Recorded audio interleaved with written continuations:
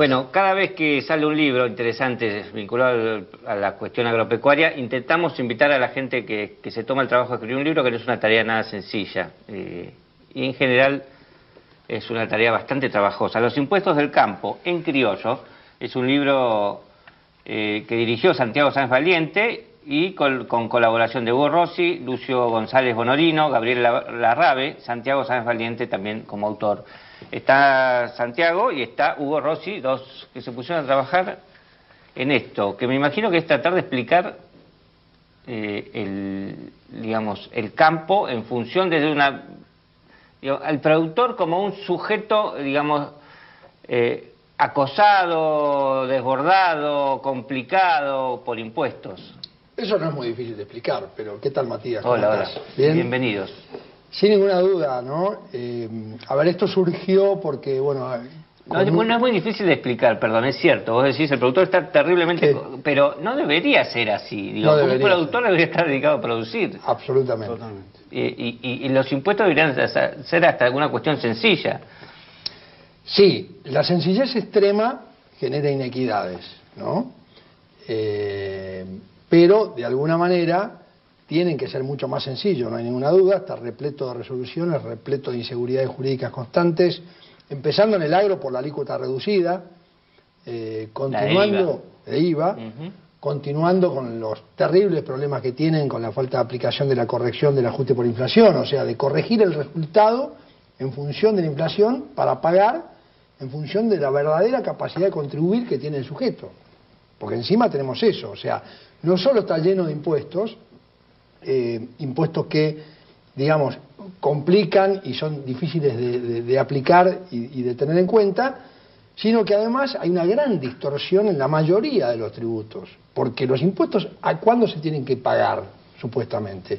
En función de la capacidad de contribuir que tiene cada uno. Y esto lo dice la Constitución Nacional, no lo decimos ni Hugo ni yo. Es decir, esto es algo esencial, ni siquiera es un principio tributario, o sea, es principio tributario, pero nace, es internacional, pero nace en nuestro país por la Constitución Nacional. Y la equidad es la base de la carga pública. Y nosotros pagamos y eso el es lo impuesto... que no tenemos. No son equitativos. Vos decís, el impuesto se paga después que una vez uno sabe cómo le fue en la vida, digamos. Así debería ser, digamos. Así debería ser. ¿Y los productores pagan antes, pagan después? En muchos impuestos pagan antes. El caso más clásico es las mal llamadas retenciones, los derechos de exportación, los impuestos a la exportación, que independientemente del resultado que vos tengas final en tu empresa, vas a pagar y el Estado te va a traer, en el caso de la soja, que es la que más tiene, el 35%. Ahora, puede ser que esa producción haya perdido plata. Es decir, si yo produje 100 kilos de soja en una hectárea o 3.000, en cualquier caso el Estado se va a llevar de movida el 35% de retenciones. ¿Y los gastos quién los banca, Hugo? ¿Te vaya bien o mal? Te vaya bien o mal. Seguramente si coseché 100 kilos no hay ninguna duda que perdí plata. Sin embargo, el Estado sus partes se la llevó primero. Lo mismo, algo parecido pasa con ingresos brutos a nivel provincial. Como la palabra indica, va sobre lo ingreso bruto, sin considerar el costo y si finalmente la ecuación costos-ingresos implicó una ganancia efectiva o no.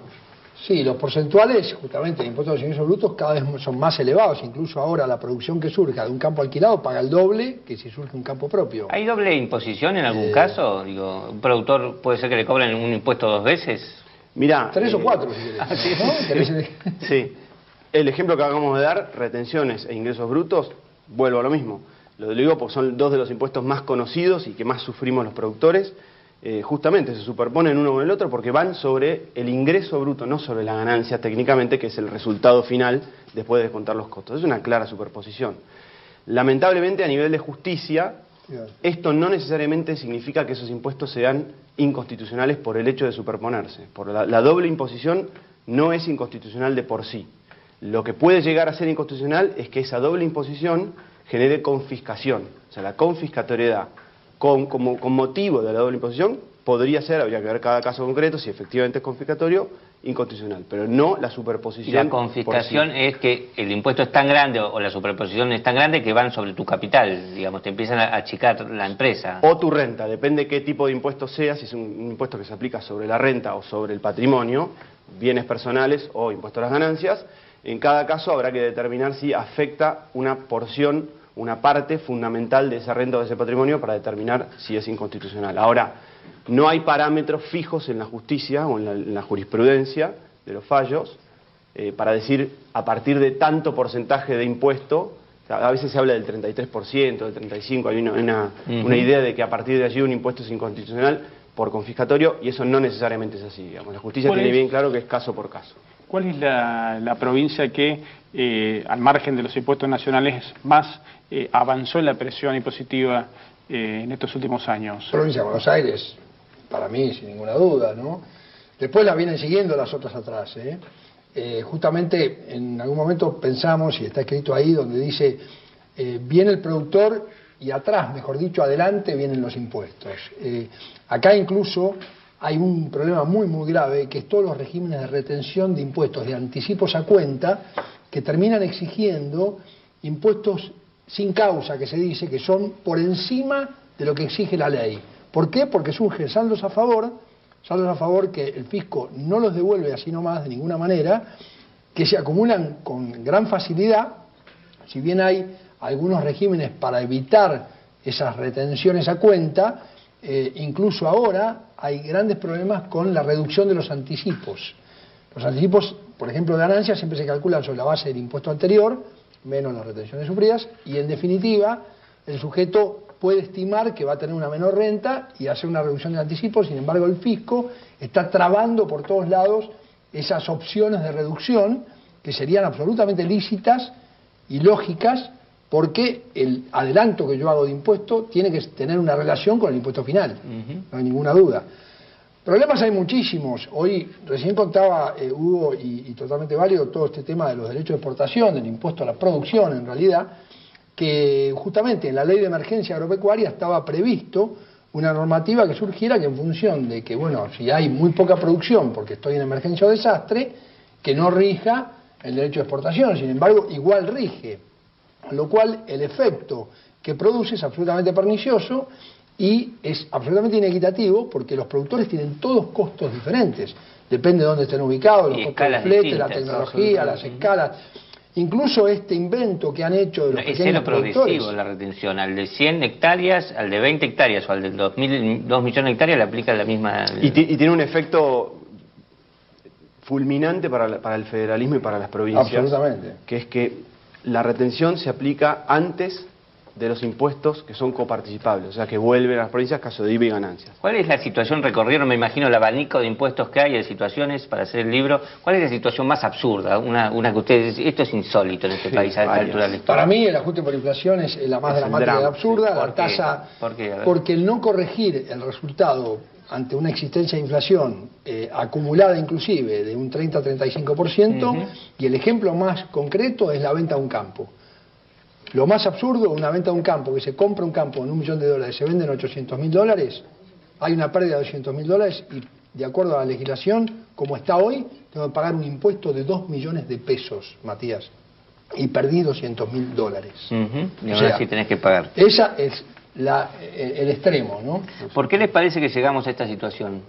Yo creo que es el famoso ejemplo del sapo adentro del agua, y se va calentando el agua, y de a poquito hemos dejado que siga subiendo la temperatura del agua y hasta que el sapo se muere, digamos, no se va dando cuenta. Nos fuimos permitiendo este tipo de cosas, y el único ejemplo real de una pseudo rebelión fiscal, que no la propiciamos para nada, pero sí de defensa y de ejercer derechos, fue lo que pasó en el 2008 con la 125, porque ya directamente era un robo, literalmente.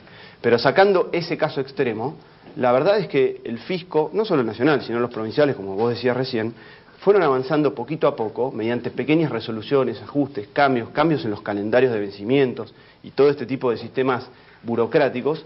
Y claro, con pequeños cambios uno los va dejando pasar, o los fuimos dejando pasar hasta que de repente llegamos a una presión numérica, fiscal, numérica, histórica, pero también burocrática. O sea, la carga que hoy tiene el productor o el empresario para intentar, porque casi es imposible, estar al día con las presentaciones, los vencimientos, los pagos, es tal que genera una presión impositiva que es difícil de medir en números, pero que sin duda a la empresa le cuesta. Yo creo que el principio de la solución, más allá de que hay un trasfondo político, ¿no?, y debe haber un nuevo pacto federal al respecto de los impuestos, el principio de la solución es que los individuos empecemos a exigir y a ejercer nuestros derechos, y si hace falta ir a tribunales, no tener miedo y reclamar por las inequidades y por las injusticias. Se presenta el lunes, ¿no? ¿En dónde? A las 6. ¿En dónde? La Sociedad Rural de La Sociedad Rural de Florida. 460. Pueden ir. Los impuestos del campo en criollo. Los felicito. Hacer un libro. Gracias, Matías. Muchas gracias. Pidiendo de ustedes. Y mucha suerte, ¿no?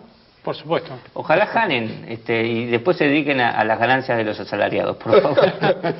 Ya volvemos.